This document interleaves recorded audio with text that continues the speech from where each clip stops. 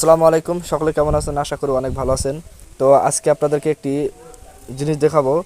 এ, কেউ কি বলতে পারবেন যে এগুলো কি? তো কিছু সংখ্যক লোক লোক হয়তো বলতে পারবেন, আর বাকিগুলো বলতে পারবেন না, কারণ অনেকে আছে এগুলো দেখে নাই বা দেখছেন। তো যাই হোক, যারা দেখেন নাই তাদের উদ্দেশ্যে এটি বলে দিচ্ছি। এটি হচ্ছে তিল। এটি সেই তিল, যেই তিল ভর্তা আমরা খাই বা বিভিন্ন তিলের তেল হিসাবে আমরা ব্যবহার করে থাকি, সেই তিল। আর তিল গাছের কোন অংশে থাকে অনেকে জানেন না, তো আজকে আপনাদেরকে দেখে দিচ্ছি। এই দেখুন, একটি গাছে এইভাবে সম্পূর্ণভাবে, এই দেখুন, এইভাবে তিলগুলো লেগে থাকে। মানে তিলগুলো গাছের সাথে উৎপন্ন হয় এইভাবে।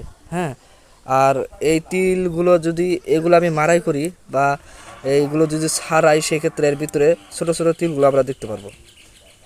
এই যে দেখুন, এটা একটু কাঁচা, এখনো মনে হয় এটি পাকে নাই।